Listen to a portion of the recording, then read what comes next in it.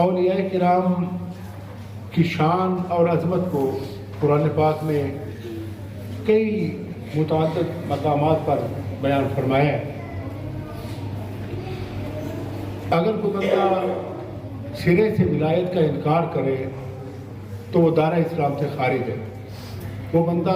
قرآن پاک کا منکر ہے۔ ولایت کا انکار ممکن نہیں۔ اللہ کریم نے قرآن پاک میں کئی مقامات پر ولایت کی شان بیان فرمائی، ولایت کی عظمت بیان فرمائی، اور پھر اولیاء کرام کی کرامات کو قرآن پاک میں بیان فرمایا، اور پھر معیار ولایت کو قرآن پاک میں بیان فرمایا۔ ولی کی پہچان کیا ہے، اس کے لیے کرائٹیریا کیا ہے،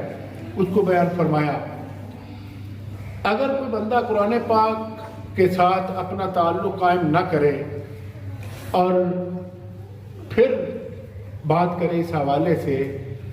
تو یقیناً اس کو مغالطہ لگ سکتا ہے، اس کو غلطی لگ سکتی ہے۔ اگر کسی بندے کا تعلق، وہ بندہ ماننے والا ہو یا نہ ماننے والا ہو، اگر اس کا تعلق قرآن کے ساتھ ہو تو کم از کم اس کا یہ مسئلہ کلیئر ہو سکتا ہے۔ اس بندے کو پھر غلطی نہیں لگ سکتی کہ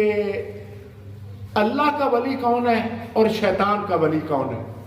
عام طور پر ہم گڑ مڑ کر دیتے ہیں، اس چیز کو جو ہے وہ اس طرح ملا دیتے ہیں، مکس اپ کر دیتے ہیں کہ کوئی بندہ مخالفت برائے مخالفت سے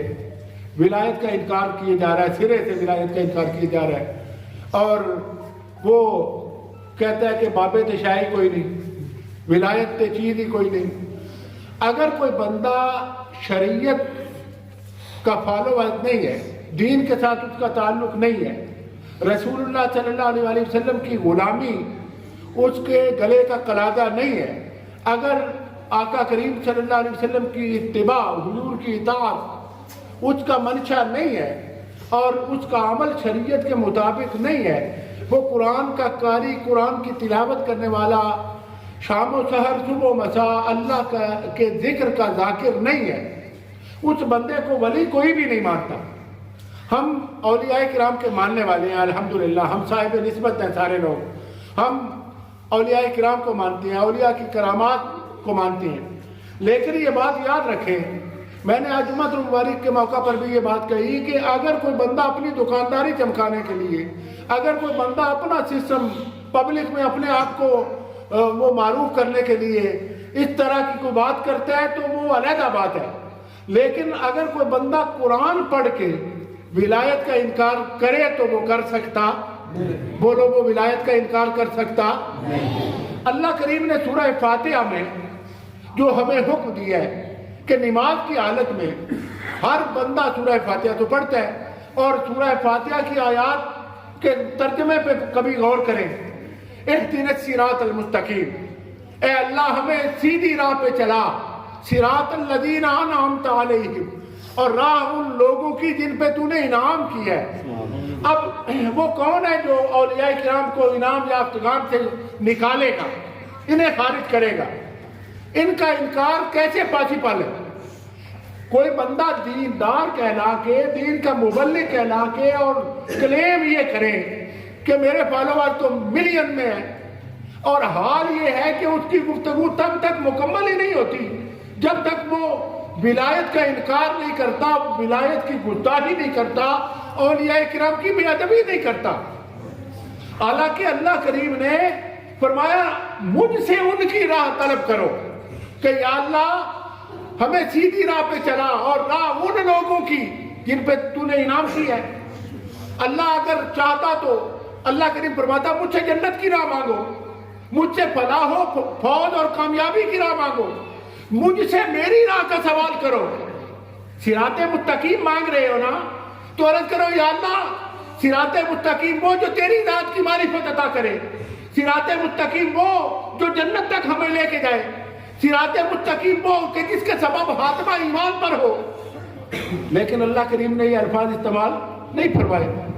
اتنا کلیئر یہ مسئلہ ہے، قرآن کہہ رہا ہے کہ راہ ان لوگوں کی مانگو جن پہ اللہ کا انعام ہوا ہے، اور وہ بھی بیان فرما دیا کہ کن پہ انعام ہوا ہے۔ انعم اللہ علیہم من النبیین والصدیقین والشہداء والصالحین. اب نبی عظمت والے، شان والے، اب صدیقین بھی ولی، شہداء بھی اولیاء، صالحین بھی ولی. یہ تینوں گروہ تو گروہ اولیاء ہے، یہ تو ولیوں کے گروہ ہیں. اگر آپ انعام والوں کا راہ طلب کر رہے ہیں تو آپ صدیقین کا راہ مانگ رہے ہیں، آپ شہداء کی راہ مانگ رہے ہیں، آپ صالحین کے راستے پہ چلنے کی دعا رب سے حالت نماز میں مانگ رہے ہیں. اور اس کا انکار بھی کوئی نہیں کر سکتا. اس دور سے لے کر آج تک اور آج سے لے کر قیامت تک اس کا انکار بھی کوئی نہیں کر سکتا کہ حضور غوث پاک رضی اللہ تعالیٰ عنہ کو اللہ کریم نے اولیاء کی بادشاہی عطا فرمائی. ایک ولی کی شان یہ ہے کہ بندہ، اگر کوئی بندہ ولی کلیم تو کرتا ہے ولایت کا، لیکن وہاں بانگ چرچ چل رہی ہے، وہاں کبوتر رکھے ہوئے ہیں، وہاں کتے لڑائے جا رہے ہیں، وہاں گھوڑوں کے ناچ ہو رہے ہیں، تو کس نے کہا یہ ولی ہے؟ کبھی کسی سنی عالم نے یہ کہا ہے؟ ہم تو کنڈم کرتے ہیں، ہر اسٹیج پر، ہر پلیٹ فارم پہ کہتے ہیں کہ ولی وہ ہے جو قرآن کی نظر میں ولی ہو، ولی وہ ہے جو فرمان مصطفیٰ کریم کی نظر میں ولی ہو، ولی وہ ہے شام و سحر صبح و مساء جو قرآن کا قاری ہو، قرآن جس کے سینے سے لگا ہو، جس کے ایک ہاتھ میں سنت مصطفیٰ کریم کا دامن ہو اور دوسرے ہاتھ میں رب کے پاک کلام کا دامن ہو. صبح و شام وہ لوگوں کو یعلمہم الکتاب والحکمہ کی تفسیر بن کر لوگوں کے سینوں کو پاک کرے، قرآن کی آیتیں پڑھ پڑھ کے، مصطفیٰ کریم صلی اللہ علیہ وسلم کے فرامین پڑھ پڑھ کے کسی کو ہاتھ سے پکڑے اور دہلیز پیغمبر تک پہنچائے، ہاتھ سے پکڑے اور روضہ مصطفیٰ تک پہنچائے، مصطفیٰ کریم صلی اللہ علیہ وسلم کے دیدار سے لے کر حضور صلی اللہ علیہ وسلم کی اتباع تک، اللہ کی معرفت سے لے کر شریعت کے پیغام تک اسے حضور کے دین سے جوڑے، اسے ولی کہتے ہیں، اسے اولیاء کا سرخیل کہتے ہیں. اور غوث پاک رضی اللہ تعالیٰ عنہ نے ساری زندگی مصطفیٰ کریم کے دین کی خدمت کر کے، حضور کی امت کی خدمت کر کے اولیاء کرام کی سرداری کو حاصل کیا ہے. اونچی آواز سے کہیے سبحان اللہ. حضور غوث پاک رضی اللہ تعالیٰ عنہ کی سیرت پاک کو پڑھیے. اگر کوئی بندہ بدبختی اس کی طینت ہو، اس کے مزاج میں اگر بد نصیبی ہو، اس کے نصیب میں اگر بدبختی ہو تو یہ اور بات ہے، ورنہ کون نہیں جانتا کہ حضور غوث پاک رضی اللہ تعالیٰ عنہ نے تو ساری زندگی دین پڑھے اور دین پڑھایا ہے. حضور بلکہ آپ فرماتے ہیں کہ کئی چیزیں میں بیان کرنا چاہتا ہوں لیکن نہیں کر سکتا کہ میرے پاؤں میں مصطفیٰ کریم کی شریعت کی بیڑیاں ہیں، مجھے لگام شریعت مصطفیٰ کی ہے کہ میں زبان کھولنا بھی چاہوں تو نہیں کھول سکتا کہ مصطفیٰ کریم صلی اللہ علیہ وسلم کی شریعت مجھے روکے ہوئے. اگر کسی نے پوچھا